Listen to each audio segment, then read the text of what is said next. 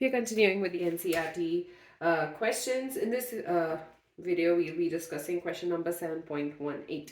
Ethyl acetate is formed by the reaction between ethanol and acetic acid, and the equilibrium is represented as CH₃COOH plus C₂H₅OH gives rise to CH₃COOC₂H₅ plus H2O.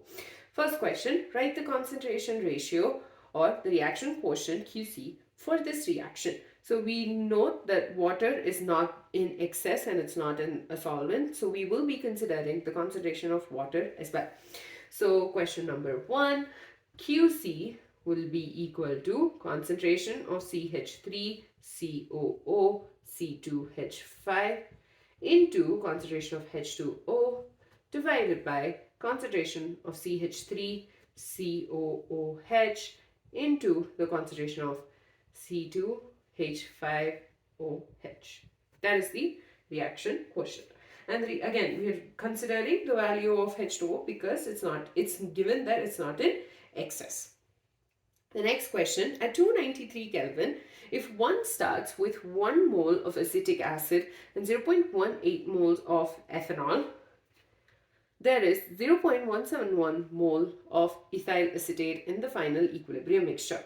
We need to calculate the equilibrium constant, right? So, first of all, let's write down the equation. CH₃COOH plus C₂H₅OH gives rise to CH₃COO C₂H₅ plus H2O.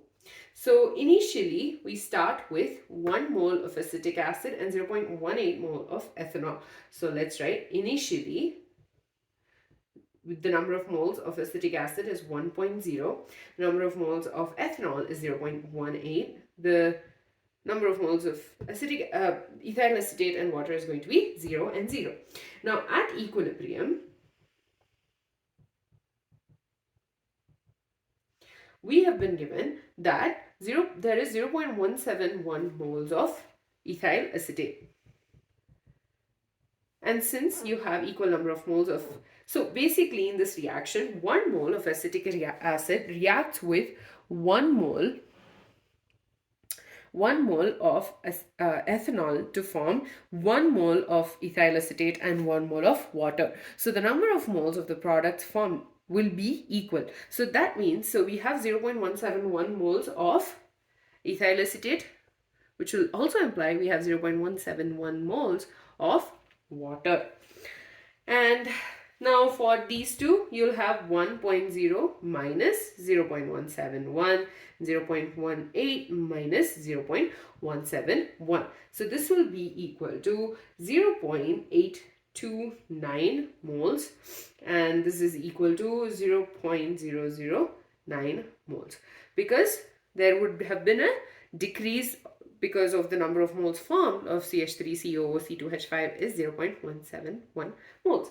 Now this is the number of moles at equilibrium. Now for the concentration, we will, since we've not been given the volume V, we are assuming that the volume of this particular mixture is equal to V, right? So this will be 0.829 divided by V, 0.009 by V, 0.171 by V, 0.171 by V. So this gives us the concentration of the various substances in this particular reaction. Now, all we have to do is substitute the value of the various concentrations in the equation. So, Kp will be equal to, Kc equals to the value of concentration of CH₃COO C₂H₅ into H2O divided by concentration of CH₃COOH into the concentration of C₂H₅OH. And so you get 0.171 0.171 by V into 0.171 divided by V whole divided by 0.829 by V into 0.009 divided by V. Basically, we are substituting all of these values in the equation. So when we simplify this, we can cancel all the values of V, and then we are left with just these numbers. And when we simplify the said numbers, you get 0.0292 divided by 0.0074. This is again equal to 3.9459. So all we did was we were given that the final number of moles of ethyl acetate at equilibrium was 0.171. Using that, we were able to calculate the equilibrium number of moles of acetic acid and ethanol, and then divided by V because we wanted it in concentration, and then we were able to calculate the equilibrium constant Kc by using the equilibrium constant equation. So we just substituted it and we were able to obtain the value of Kc. The next question, starting with 0.5 moles of ethanol and 1.0 moles of acetic acid, maintaining it at a particular temperature, that is 293 Kelvin, 0.214 moles of ethyl acetate is formed after some time. So we need to figure out if the equilibrium has been reached. So basically the only difference between this question and the third one is that in this case we were talking about the reaction being in equilibrium, whereas in this case we are going to figure out if the reaction is in equilibrium. So we are going to do it by calculating the value of QC for this particular reaction. So we will be doing the math in the similar way. Okay, so let's write the equation. CH₃COOH plus C₂H₅OH gives rise to CH₃COO C₂H₅ plus H2O. Now initially you have 1.0 moles of acetic acid and 0.5 moles of ethanol. So that's the initial number of moles.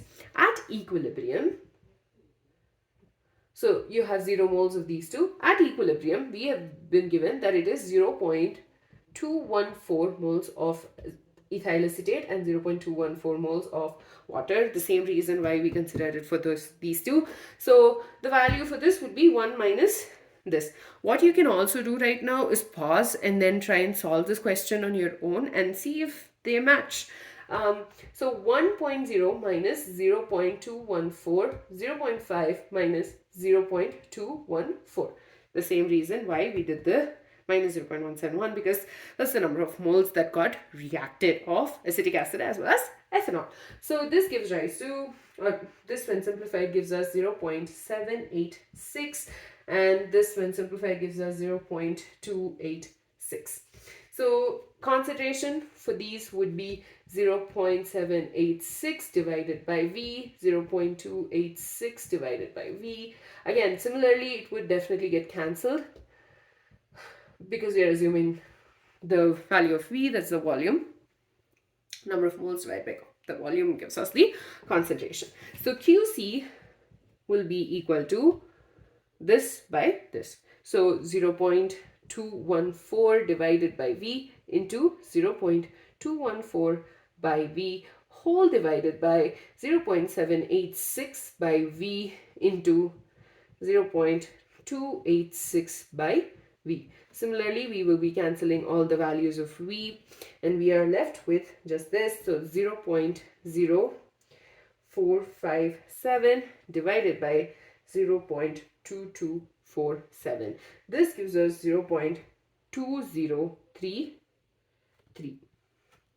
So this is the value of QC. Now we need to figure out if the equilibrium has reached. Now notice that QC, so if you notice the temperature conditions, so here you will be like, oh wait, there's no value of Kc in this equation, in this question, because we calculated the value of Kc. Notice that we have 293 Kelvin, so the temperature is constant, okay, and we assume that the volume is like the value V is anyway cancelled throughout, so it does not matter as to what the value of the volume is. We are assuming that they have equal volume. So the value of Kc was 3.9459 and the value of Qc is 0.2033. So Qc is less than Kc. So because Qc is less than Kc, it is not in equilibrium. And since it's less than Kc, it means that the reaction will proceed in the forward direction.